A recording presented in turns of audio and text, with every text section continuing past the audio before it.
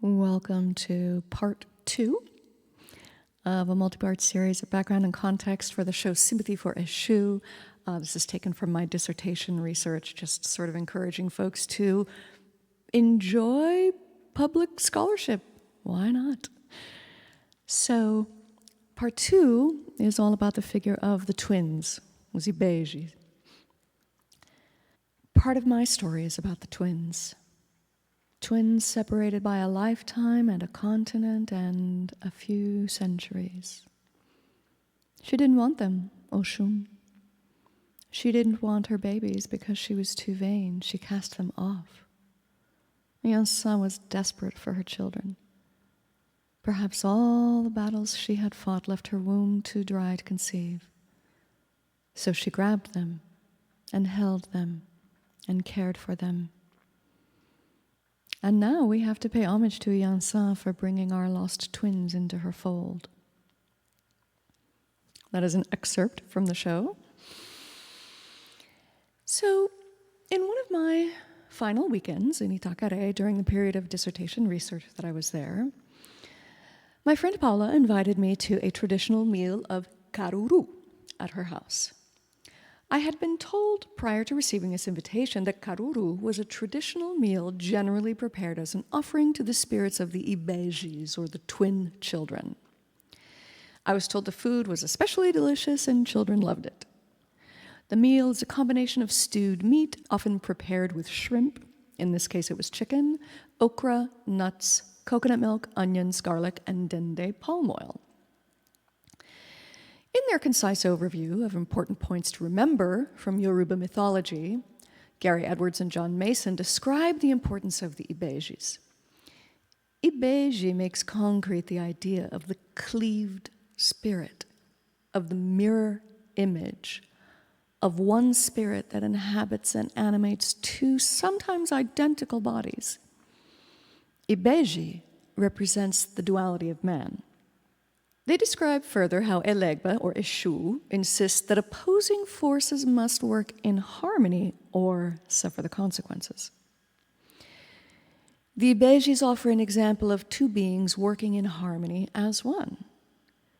Ìbejì is symbolic of the spirit that connects all things, that people conceive of as different, but which are in reality the same. Ìbejì offers us an entry to thinking through the idea of reflection and identity formation in this setting. So this duality represents the initial concept of perspective as it emerged from the data. I initially gave this category the in vivo code of there are two sides to everything. It includes moments when multiple aspects of a situation resulted in conflicting perceptions, stated notions of what might be true or false, comparisons to outside people, places, or situations, layered meanings where multiple interpretations come into play, comments relating to sight, vision, or looking, the idea of getting used to something, sensing a vibe or an energy of something, and how that affects the perception of the phenomenon.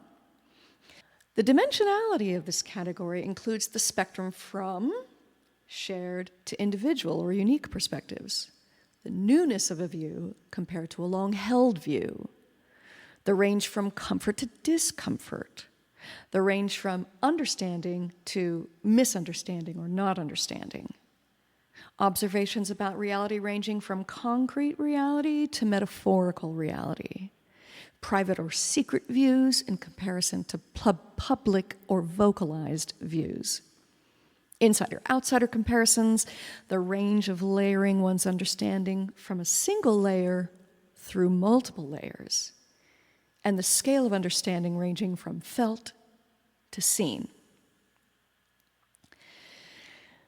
The idea that we conceive of our own identity by how we imagine others view us is certainly not new. Sociologist Charles Cooley described this as the looking glass self theory in his 1902 work, Human Nature and the Social Order. In a 1992 article from Symbolic Interactions, sociologists David D. Franks and Victor Gekas elaborate on the ways Charles Cooley's looking glass self theories have been deployed and where they fall short. And they explain how seeing ourselves in others must be considered jointly with the ways we have agency and imagination over those reflections and how we navigate the sense-making process of life. So I offer refraction combined with critical self-reflection to extend this theory of the ways we construct identities as part of the social interactions of everyday life. Refraction alone does not offer the recognition that something about our perceptions is distorted or blurred. In this sense, refraction and reflection become two hands for the same process of navigating identity and self-formation in the performance of self in everyday life. The practices of deep critical reflection proved to be crucial for uncovering this process. Without these tools, I could very well have continued firmly entrenched in my comfort zone. Denial has long been a strategy for avoiding dealing with difficult or challenging situations. Sometimes life forces the recognition upon us. In the case of the process of refraction combined with critical self-reflection, these moments of doubt or uncertainty can be elicited without the need for traumatic events to force the question at hand. In the case of my own study, critical self-reflection offered me opportunities to recognize where my privilege had gone unacknowledged, and other moments where I understood how my own history could be subconsciously coloring my interpretation of events I was observing. Approaching these practices as a means for acknowledging the Jungian shadow aspects of the self, I was able to observe phenomena in the field that might otherwise have been emotional triggers for me. I believe that it is through these practices of reflection and refraction that we can lessen the intensity of traumas and triggers and receive the experiences of life lessons for which we can be grateful. The Karuru meal, to which I was so graciously invited, and which I gratefully accepted, showed me a generosity of spirit I've often seen in Brazilians in general, and in Baianos in particular. But this Karuru had particular resonance for me because I had been instructed by a Mãe de Santo during fieldwork to offer a Karuru to the children in the community. She indicated that it was important, if I were to seek success in my research, that I should offer something to the children in the community. I was a bit baffled because I had no idea what a karuru was or how to make it. She offered me more personal reasons and instructions which I will not disclose here, but the important message I received was that any work I do in this community needs to acknowledge the whole community, in particular the children. This turned out to be true in ways I hadn't anticipated when I designed this study. I had initially intended to offer a theater workshop for women utilizing reflexive autoethnographic methods. Instead, the community needed someone to offer theater workshops for children. At first, I felt I was not the best person to conduct this kind of work with children, but I later realized it was an important contribution to the needs of the community that I was obligated to fulfill. I might not have been the best person for the job, but I was adequate. It was something I could offer, and it helped me make connections with people in the community that I might not have otherwise been able to develop. On the night that the children shared their poetry with parents, I realized how important these kinds of arts and cultural activities are, whether led by me or by anyone else, for the well-being of the community. And I'm going to end this particular episode with a song that I didn't write the song. It was written by a woman that I met doing fieldwork who still continues to be one of my very, very dear friends to this day, Paulinha. She had written a song, but she didn't consider herself a musician or a singer, and so my partner and I offered her an arrangement and recording of her song.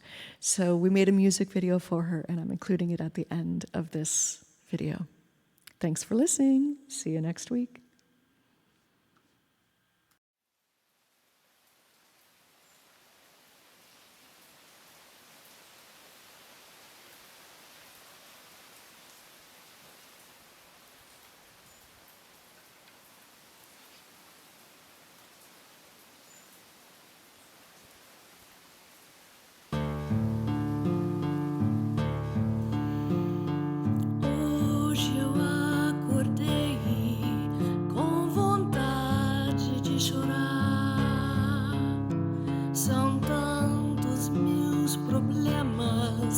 parece que vão me sufocar.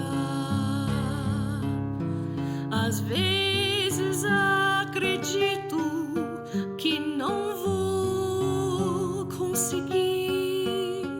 Me sinto tão pequena e um imenso mar vai me engolir. Limpa minha alma, limpa minha alma, limpa minha alma,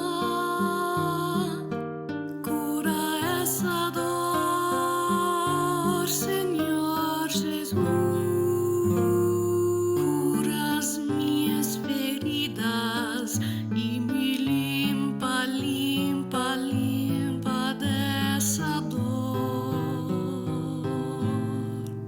São feridas tão profundas que eu não vou mais aguentar. Te peço, me sustenta, me ajuda a caminhar. Limpa minha alma, limpa minha alma, limpa minha alma, cura essa dor, Senhor Jesus. Repousa do meu lado, repousa do meu lado, pertinho de mim. Repousa do meu lado, eu só quero te adorar. I woke up this morning with my eyes full of tears. The weight of all my worries had me taken by my fears. Sometimes I feel I'm drowning in a sea of despair. Waves and waves of darkness leave me gasping for air. Ensina, Pai, a ter a coragem de Davi. Me ensina, Pai, a não desistir.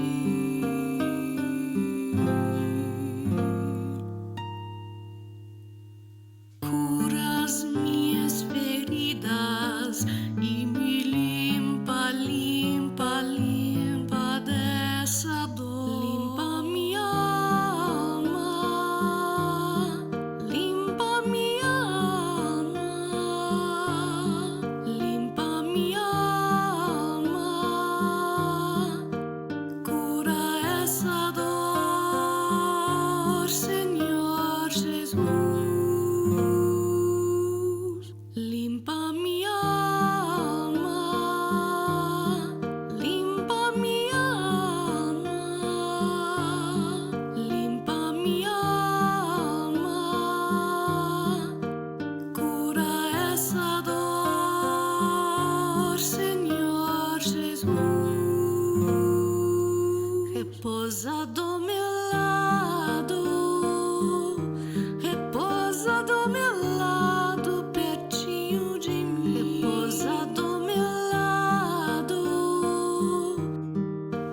eu só quero te adorar de todo meu coração, Jesus.